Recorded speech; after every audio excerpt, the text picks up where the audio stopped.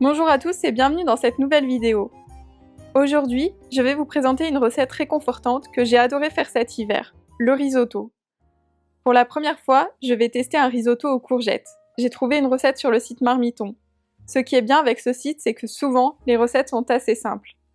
Pour cette recette, il vous faudra 2 courgettes, la moitié d'un oignon, 300 g de riz à risotto, moi je prends le arborio de grand frais, mais vous pouvez en trouver partout, un peu d'huile d'olive, sur la recette ils disent 4 cuillères, un bouillon de légumes, 100 g de parmesan, un verre de vin blanc, moi je prends le vin blanc exprès pour la cuisine, souvent c'est des petites bouteilles. Je commence par éplucher et couper mes légumes, d'abord l'oignon. Pour ceux qui pleurent en coupant l'oignon, j'ai cherché plein d'astuces. Apparemment il faudrait couper l'oignon sous l'eau ou le laisser au congèle pendant 30 minutes. Dites-moi si vous avez des astuces qui marchent parce que ça m'intéresse.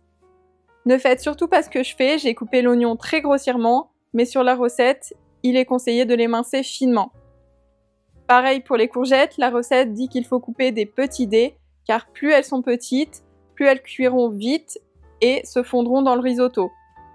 Honnêtement, faites comme vous pouvez, la recette est déjà très longue à réaliser, donc si vous voulez gagner du temps sur la découpe des légumes, c'est pas très grave. Ce que j'ai oublié de vous dire au début de la vidéo, c'est qu'il faut quand même avoir du temps pour réaliser cette recette. Et surtout, beaucoup de patience. Il faut vraiment surveiller la casserole et beaucoup remuer. En général, je prépare cette recette le dimanche, comme ça me laisse le temps pour préparer mon risotto. Sur Marmiton, c'était annoncé 30 minutes pour réaliser la recette. Moi, j'ai mis 45 minutes, donc c'est vraiment très très long.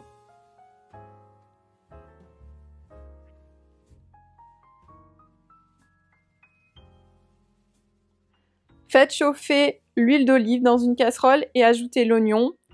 Faites-le revenir jusqu'à ce qu'il commence à être un peu doré et non cramé. Attention, je suis une spécialiste. Ajoutez ensuite les dés de courgettes. On laisse cuire un peu les courgettes avec les oignons.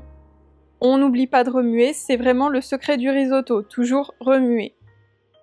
Le risotto, vous pouvez le faire avec d'autres légumes. Personnellement, je trouve qu'il se marie bien avec les légumes verts. Vous pouvez aussi mettre des champignons. Habituellement, je le fais au poireau et je prends la recette sur l'application Joe. Donc Joe, ça s'écrit J-O-W. Je ne sais pas si vous connaissez cette application, mais je l'utilise beaucoup pour rechercher des recettes. Vous pouvez aussi l'utiliser pour faire votre liste de courses ou directement pour commander votre drive via une grande surface qui est près de chez vous. Si ça vous intéresse, un jour je vous expliquerai comment j'utilise cette application dans mon quotidien. Elle est gratuite pour ceux que ça intéresse.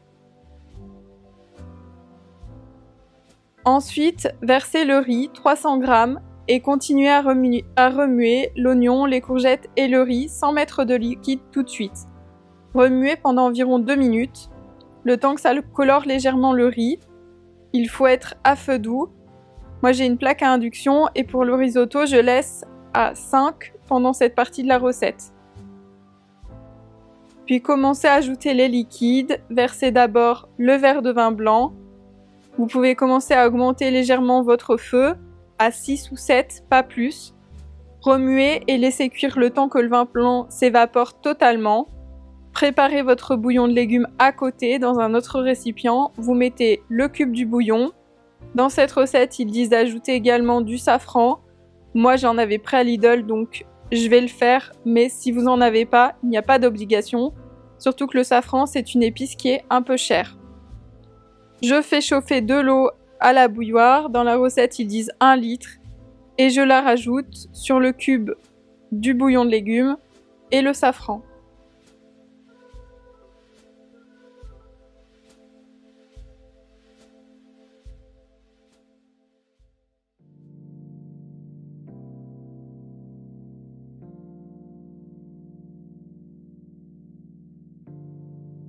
Une fois que le bouillon est prêt, vous pouvez commencer à l'ajouter dans votre casserole. Il faut mettre un peu de liquide, remuer et attendre que le liquide s'évapore totalement et répéter l'opération jusqu'à la fin de la recette. C'est la partie la plus longue de la recette. J'ai pas filmé la toute fin de la recette, mais lorsque vous aurez fini de verser tout votre bouillon et que le riz l'aura totalement absorbé, vous pouvez baisser un peu le feu à 4 ou 5 et ajouter vos 100 g de parmesan. Sur le site Marmiton, ils disent même d'ajouter 2 cuillères d'huile d'olive. en plus de cette étape de la recette. Moi, je ne l'ai pas fait car je trouve que la recette est déjà assez riche, mais c'est une histoire de goût personnel. Vous pouvez tout à fait tester si vous le souhaitez. Vous pouvez remuer environ 1 minute avec le parmesan et votre risotto est prêt à être dégusté.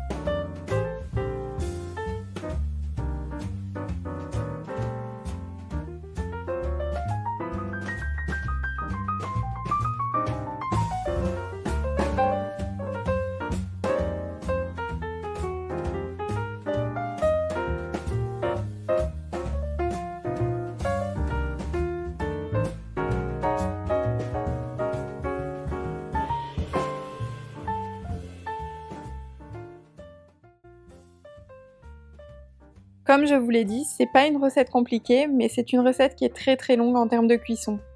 Souvent, ça me prend environ 45 minutes, donc je ne la fais pas en semaine, mais plutôt le samedi ou le dimanche après-midi. Nous sommes 2, mais j'essaie de faire des proportions pour 4 ou 6 personnes afin que ça nous tienne 2 jours de repas, au moins le dimanche soir et le lundi midi. Voilà, j'espère que cette vidéo vous aura aidé et motivé à cuisiner. Bonne journée à tous et à très vite dans une prochaine vidéo.